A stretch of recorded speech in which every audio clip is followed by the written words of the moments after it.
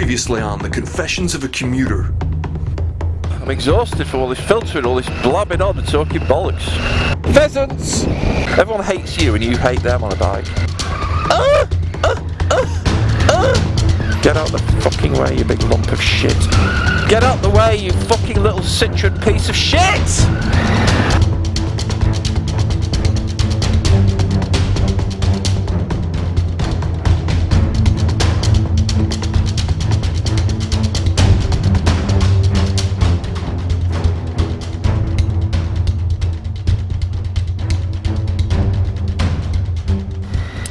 When did you have your first wank? How old were you when you had your first wank? I was 8 years old. 8 years old. We're on the back of my mate Christopher's shed. We were just watching the chickens, and we were just playing a game of halfpenny rub, skittle bomb, halfpenny rub, swill the swillage. It was 1956. Things were different then. We didn't have computer games. And of course that was part of the reason why we started masturbating so early. Of course children these days, they don't start so quite late because they're too concerned with playing COD or some other piece of shit. GTA 5. I'm going to pretend I'm stealing cars in a fucking city somewhere. Ooh, it's really brilliant. Yeah, I'm not going to go out. I'm not going to go out and speak to people and speak to friends and stuff. Well, what I'm going to do, I'm going to play a computer game where I shoot Iraqis all night. And I'll have a headset and I'll talk to people in France where he'll say voulez-vous cacher avec moi, and then he'll shoot me in the head and I'll get a kill streak of 8 and I'll be able to brag to my friends. You see, it wasn't like that when I was a kid, yeah? We were just sat around tugging each other's penises because that's all we had to play with, you know. Before the advent of Xboxes and PlayStations and all this sort of stuff, the penis was the entertainment console. It was everything. It was the console, the games. You didn't need a fucking mains adapter to plug it in. You didn't need to plug your penis in.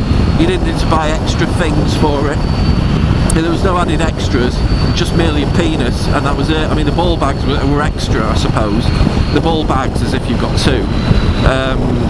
But you know, that was it.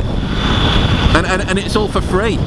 I mean, once I had to pay one of the lads in the second year to wank me off behind the bike sheds, but that was worth it. You know, he'd become an expert. Everyone talked about his technique at school. I mean, it was around the school that he just developed this interesting, intriguing technique of rubbing the shaft and then stroking with the thumb like that.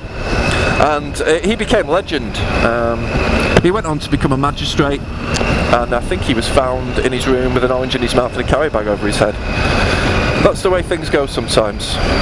Rest in peace, Quentin. Rest in peace. And then I graduated, of course, to having full sexual intercourse when I was 12 years old. Aunt Jean. She wasn't really an aunt. She was just one of my mum's friends. We were alone one night. The bill had just finished. We'd been enjoying the bill together. And she started stroking my thigh. Of course, it was inevitable that my penis would enlarge at that moment. I was very unaware, apart from the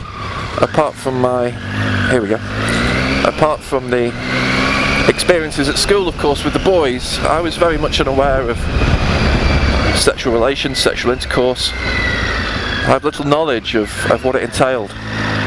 And that's why initially I tried to plunge my penis into her ear. She laughed, and she was very nice about it, really. She tried not to mock me too much, although she did have to change her knickers after pissing herself. But that night I experienced something beautiful, something magical, and Aunt Jean was the catalyst for that. She enabled me, I always like to think. She went on to serve 14 years in prison for raping a lot of boys, but I'll always remember Aunt Jean fondly. She was an inspiration. She just knew how to handle me. She caressed me, she was tender, and with a backing track of Huey Lewis and the News, The Power of Love, we made love on the carpet, we made love in the greenhouse, we made love in a Wendy house of my sisters, and all the time I was growing up, I was maturing. It was a rites of passage really, and Aunt Jean allowed that to happen. And so, that's why I'll always hold you, Aunt Jean, in such great esteem, Jean. Peace out.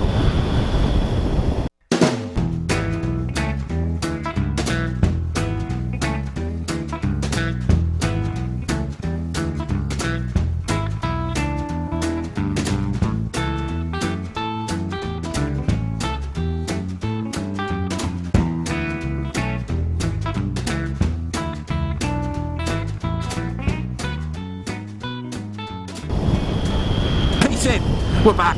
Ah! People always say, don't they? I had a comment the other day, someone saying, "You are a funny man." Yeah, this is what they said. "You are a funny man, but you're a shit rider. You are shit at riding." Yeah?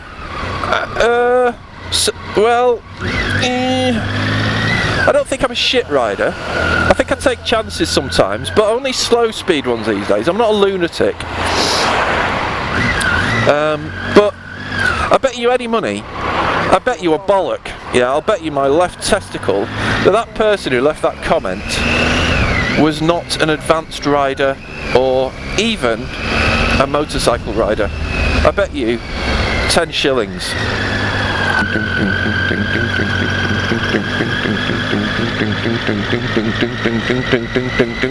Go past the coach. Ding ding ding ding ding ding ding ding ding. Will the car come out? Ding ding ding ding ding ding ding ding.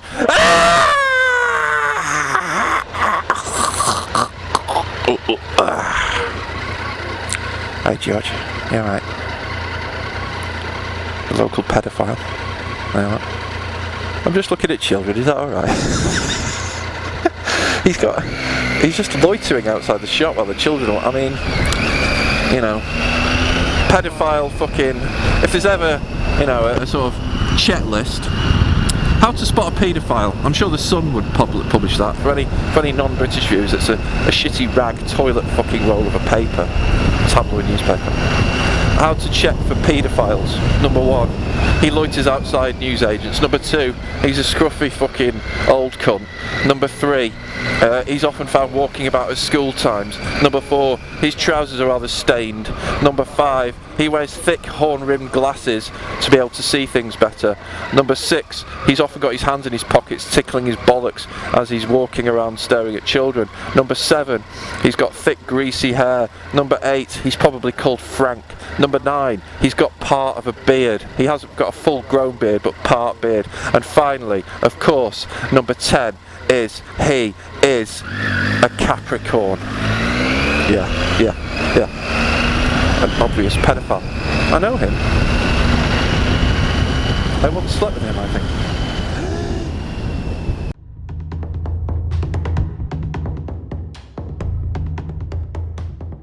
I'm running low on fuel. My energy levels are way down and I've got no water left. I'm so tired. I don't know if I'm going to make it.